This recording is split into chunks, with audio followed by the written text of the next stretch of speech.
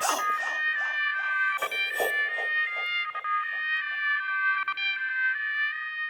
everyone, it is Atia here at Booking It with Atia, and today we are going to get into my May wrap up. Um, I'm super excited to share what I did in terms of reading in the month of May. It was a fairly solid month. I found some new favorites, and I only DNF'd 3 books, but progress is progress. Before we get started, I want to just remind everyone that I have relaunched my Etsy shop. I am selling bookmarks, and stickers will be coming fairly soon. I do have some ideas about some stickers that I want to launch, so make sure you check out my Etsy. That is linked down below.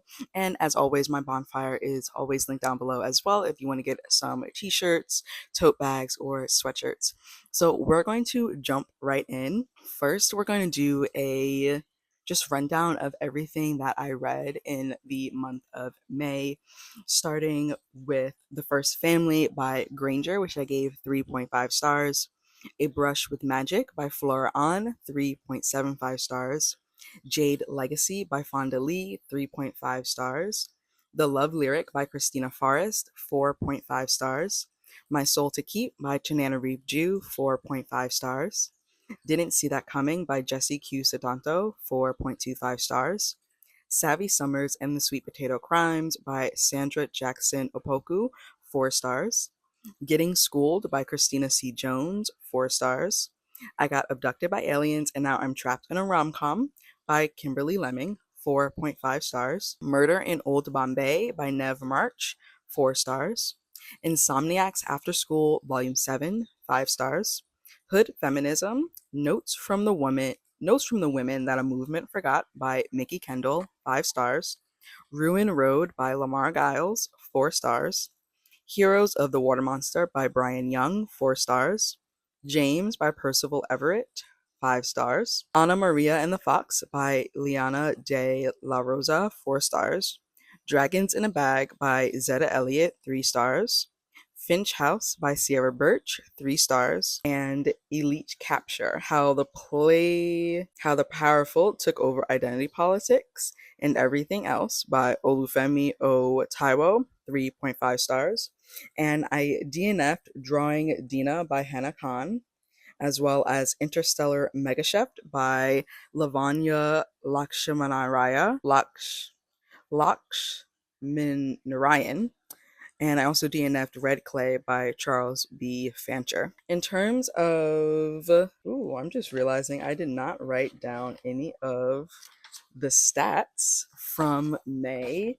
It's always something, and I'm very glad that I actually had the thought to bring my laptop out here with me. All right, here we go. So in May, I read 3,359 pages, listened to 48.37 hours of audiobooks. 3 of the books I read were ARCs, or published gifts from publishers or authors. 3 of the books were physical. There were 9 audiobooks, 4 ebooks. Everything was BIPOC rep. There were 2 books with queer representation, 1 manga, 0 picture books, 2 indie books, 3 books that were 2025 releases, 4 new favorites, 11 I borrowed from the library, and 3 are from my owned backlist TBR. And my laptop would come in handy. I didn't know what for, but yeah. So I wanted to share my highlights, my 6 highlights, and I also wanted to give you like a short synopsis of each book before I gave my thoughts, starting with Anna Maria and the Fox. So it says, when Anna Maria is sent to London with her sisters to escape political unrest in Mexico, she gets her first real taste of freedom, along with an undeniable connection to the principled and brooding Gideon Fox. As sparks fly and danger looms, she must decide whether to follow duty or desire in a society that wasn't built for love like theirs. I absolutely loved the dynamic characters all throughout this book, not just the 2 main characters. You really get a fully fleshed out supporting cast, which just made me more invested and made me want to pick up the book about the second sister. Speaking of the sisters, I love the developing friendship between the trio of sisters and them relearning one another as grown women and also just outside of the very toxic and controlling sphere of their father. Anna Maria is smart, she's generous, and fiercely protective, and Gideon is pragmatic, driven, and steadfast in his morals and desires. And they were just a really refreshing couple to watch fall in love. And I gave Anna Maria and the Fox 4 stars.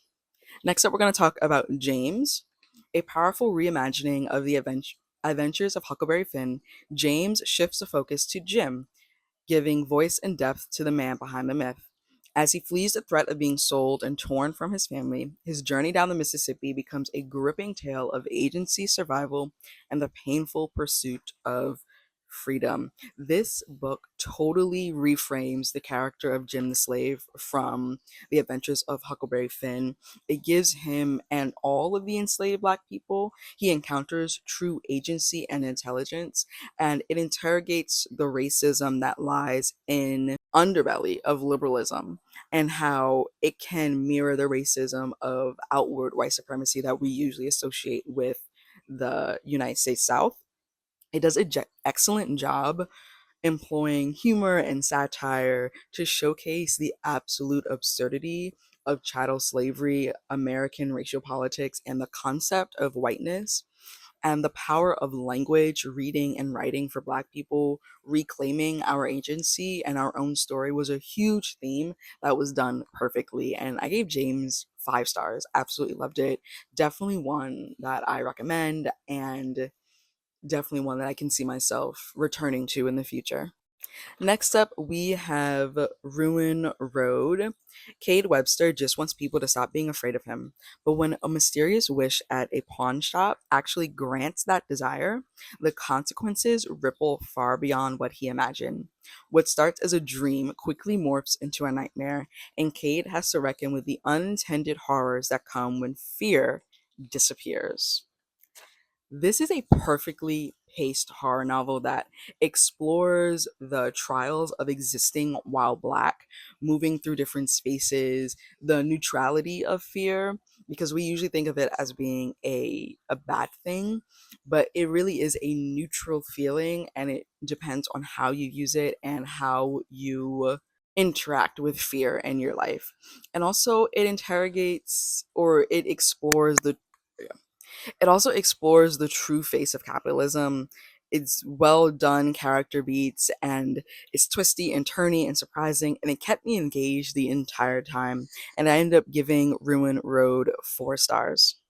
Then we have Hood Feminism. Mickey Kendall calls out the gaps in mainstream feminism by centering issues like hunger, safety, education, and healthcare, issues often ignored but critical to real equality. Through a bold and personal collection of essays, she urges us to widen the lens and remember that solidarity means fighting for all women, not just the privileged few.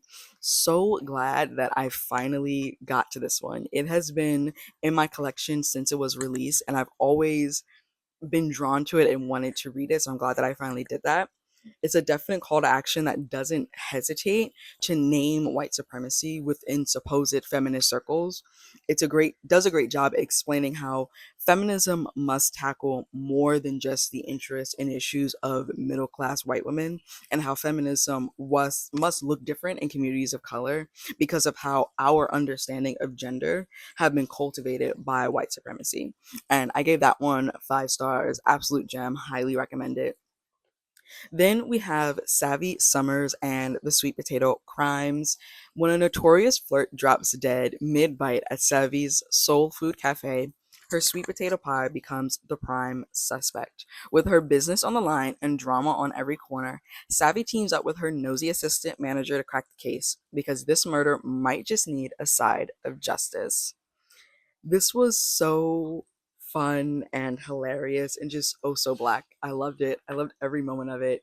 It gets right to the amateur sleuthing and none of that hemming and hawing that we sometimes see a lot in cozy mysteries. And I would love if this was the start of a series. I can see myself returning to Savvy as a character and returning to the community that was so well fleshed out in just this one book.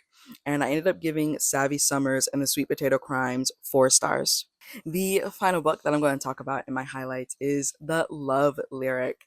Iris is a widowed single mom trying to hold it all together when a chance reconnection with R&B star Angel Hughes brings a spark back into her life. As they navigate career conflicts, old grief, and undeniable chemistry, the question becomes whether their love can find its rhythm in real life, not just on stage. Ugh, this was a beautiful romance that perfectly balances the romance and individual character development of Angel and Iris. I felt incredibly seen as an eldest daughter, and it felt incredible seeing her find a partner who sees how much she does for everyone in her life while neglecting her own emotional well-being to keep on going. And it was great seeing Angel and Iris become friends first, because they do have a working relationship and like each other as people, and then go forward into romance. I loved how Angel and Iris saw each other and took care of one another emotionally, and I gave the love lyric 4.5 stars. And that is it for my May wrap up and highlights. Thank you so much for watching this video. Let me know down below what was one of your standout reads from May. Make sure to check out my Etsy shop to get yourself some bookmarks as well as my bonfire. If you're interested in supporting me on a monthly basis, you can become a channel member or a patron. Always appreciate it. Those links are always linked down below, as well as my socials and the Bibliophiles Unite Discord. And I look forward to seeing you in the next video or the next live reading sprints. And I'll catch you somewhere on the internet. Bye. Weakness showing, I ain't living for the moment. I see what's mine and I want it. Hungry like a Pac-Man, I'm Bruce Wayne and Batman. I'm Naruto with a Hanzo, got a sharp mind like I'm Einstein. Plus I'm copywriting, so it's all mine. Check it for me, I'm